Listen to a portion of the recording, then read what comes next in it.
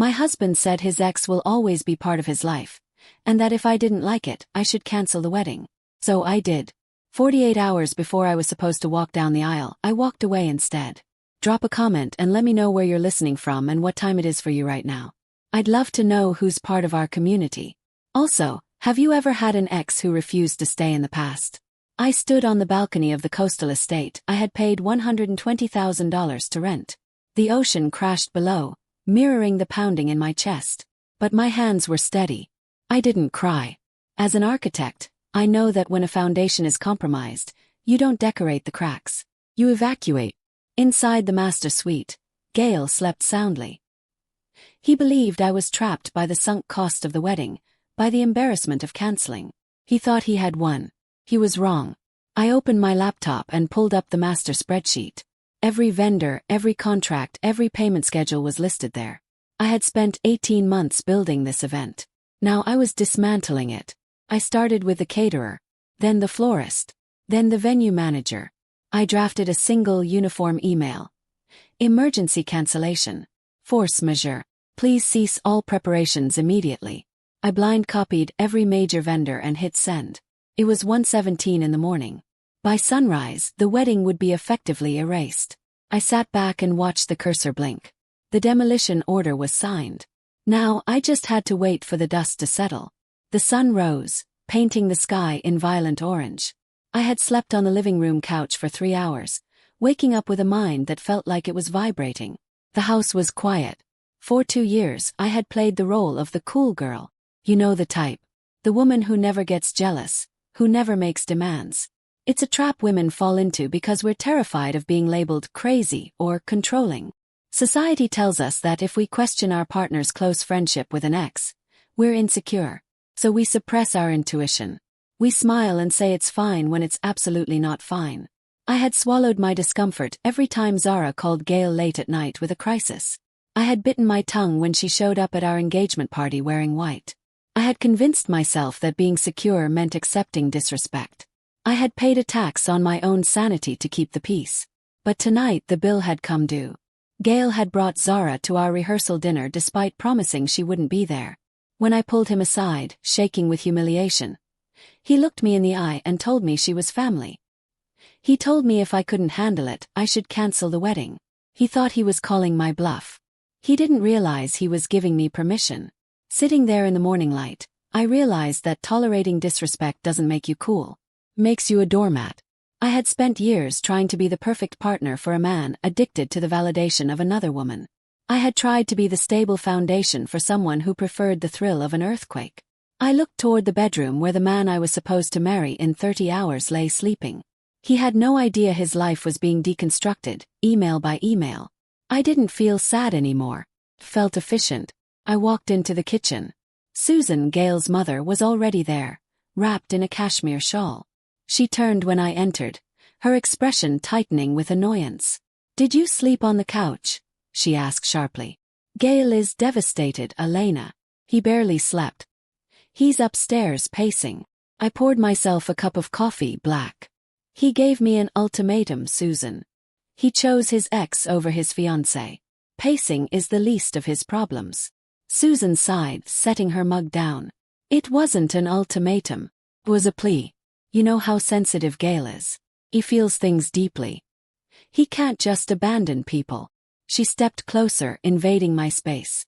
"You need to be softer with him. You're so rigid. Zara understands that he needs emotional support. He's soft. She flows. Ugh. It was code for compliant. Code for having no boundaries. Zara is an ex-girlfriend who crashed a rehearsal dinner," I said levelly. "Why is she even here? Who gave her the gate code?" Susan straightened her shawl, lifting her chin. "I did." The admission hit me hard. It wasn't just a man with a wandering eye. It was a conspiracy. "I invited her," Susan continued righteously. "She called me last week in crisis. She needed family. And since you've been so busy with your spreadsheets, I told her to come. I gave her the key to the bridal suite. Zara is the daughter I never had, Elena." I looked at this woman, this matriarch of dysfunction. I realized I wasn't fighting a relationship. I was fighting a system. A generational ecosystem where toxic behavior was pruned like a prize rosebush.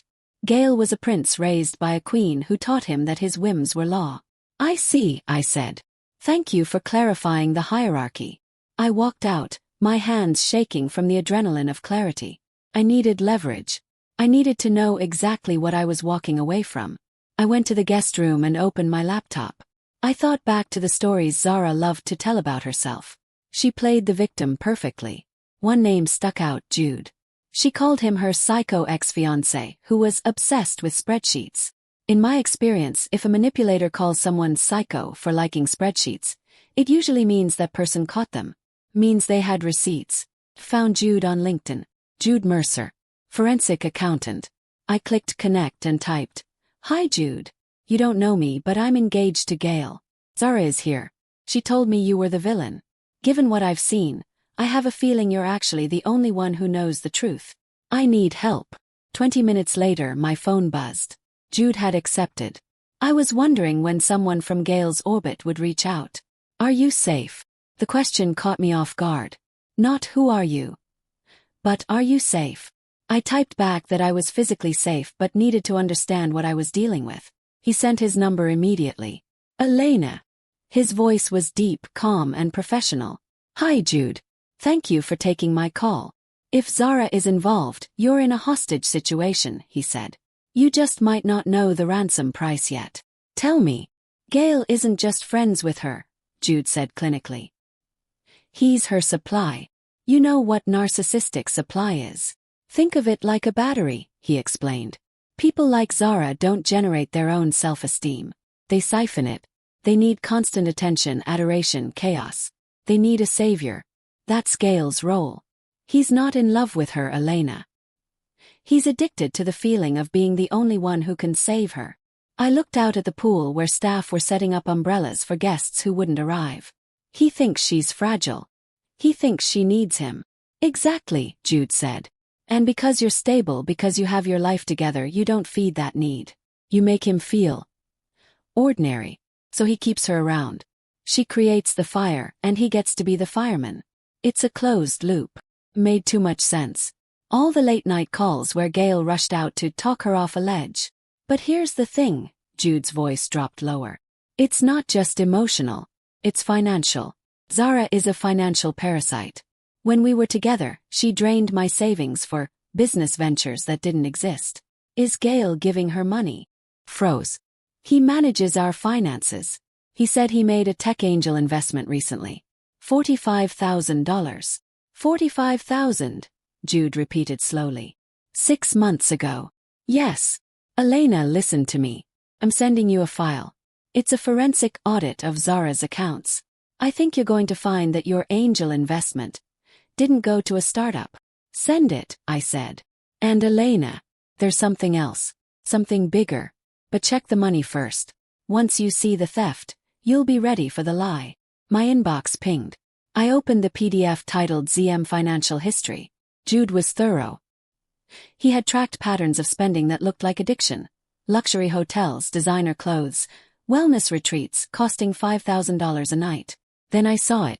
A wire transfer receipt. Dated 6 months ago. Amount. $45,000.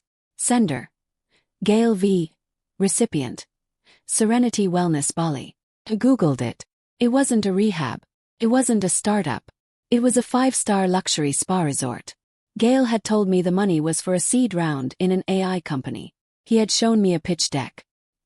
He had lied to my face, taken money from our joint house fund, money I contributed to, and used it to send his ex on a luxury vacation while I worked overtime to pay for this wedding. This wasn't just betrayal. This was embezzlement. I texted Jude. I see the transfer. It was for a spa in Bali. He told me it was an investment. Jude's reply came with a new attachment. It was an investment, Elena. An investment in the fantasy. Open the next file. Read the dates. I opened the second file. It was an email thread between Gale and Jude, dated 2 years ago, right around the time Gale and I met. From Jude Mercer to Gale v. Subject. Cease and desist / harassment. Gale, Zara has been using your name to harass my family. She claims you are her ex-boyfriend, who treats her better than I ever did. I know for a fact you two met at Comic-Con last month and spoke for 5 minutes in the autograph line. Please tell her to stop using you as a prop in her delusions. From Gail V. To Jude Mercer. Subject: cease and desist. Look man, she's going through a hard time. She told me about you. Maybe if you treated her better, she wouldn't need to invent a past with me. I'm happy to help her. Back off. I read the emails 3 times. You two met at Comic-Con last month. They never dated. There was no college sweetheart story. There was no history. It was all a fabrication. Zara was a stalker fan he met at a convention. Instead of running away, Gail had adopted the lie. He stepped into the role of the ex, because it made him feel important.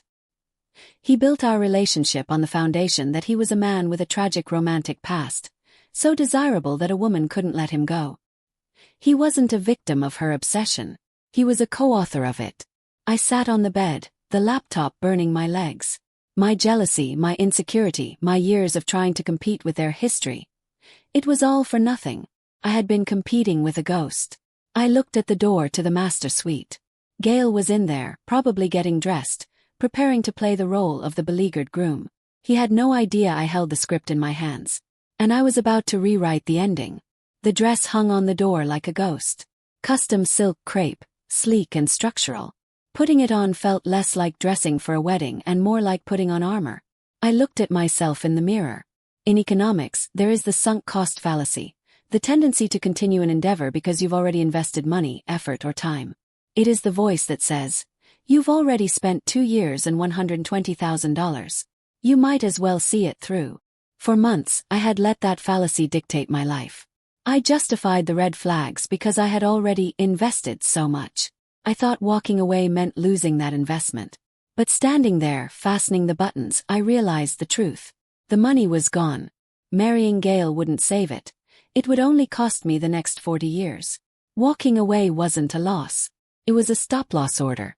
It was the most profitable decision I could ever make. I didn't put on the veil. I picked up the folder containing Jude's printouts. I walked out. The venue was buzzing with confused energy. The vendors had seen my emails, but the guests hadn't. It was a chaotic liminal space. I walked to the edge of the aisle. The music hadn't started because the string quartet had already packed up. The silence was heavy. Gail stood at the altar. When he saw me, he smiled, a smug, victorious smile. He thought I had capitulated. In the front row, Susan sat next to Zara, who was wearing a pale silver dress that screamed for attention. She smirked at me.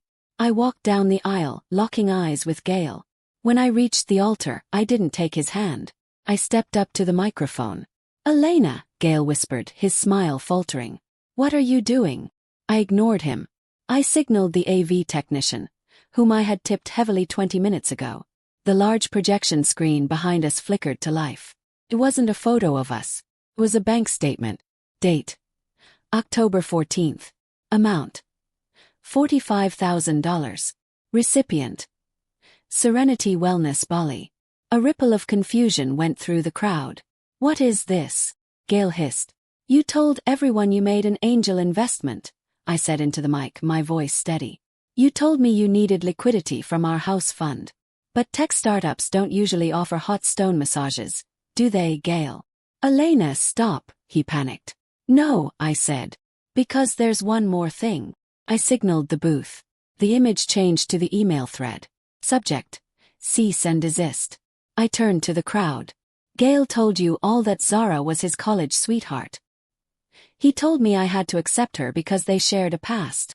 I pointed to the screen. "They met 2 years ago at a convention. They spoke for 5 minutes. They never dated. There is no ex. There is only a lie he built to make himself feel important and to make me feel small." The silence was absolute. Zara's face drained of color. Susan stared at the screen, mouth open. I slipped the engagement ring off. Felt heavy like a shackle. I walked over to Susan, took her limp hand, and pressed the ring into her palm. "You said she was the daughter you never had," I said, low but audible. "You invited her. You wanted her here. You bought her. She's yours." I turned to Gail. He looked like a building that had been imploded. "The wedding is cancelled," I said. "I paid for the open bar, so feel free to have a drink on me before the venue kicks you out." I turned and walked back up the aisle. I didn't run. I walked with the stride of a woman who had just cleared the rubble and was ready to break ground on something new. I walked past the empty chairs and the confused guests. I didn't look back, but I could hear the collapse happening in real time. It wasn't the sound of weeping. It was the sound of business. Seated in the third row were 3 men in expensive suits. Gale called them his angel investors. They were the partners who had funded his startup. They were the ones who had supposedly received the $45,000 for the seed round. I had made sure the projection screen was angled perfectly for them. As I reached the gate, I heard one of them shouting. It was the angry bark of a man who realizes he's been defrauded. "You wired our liquidity runway to a spa." A voice boomed over the garden.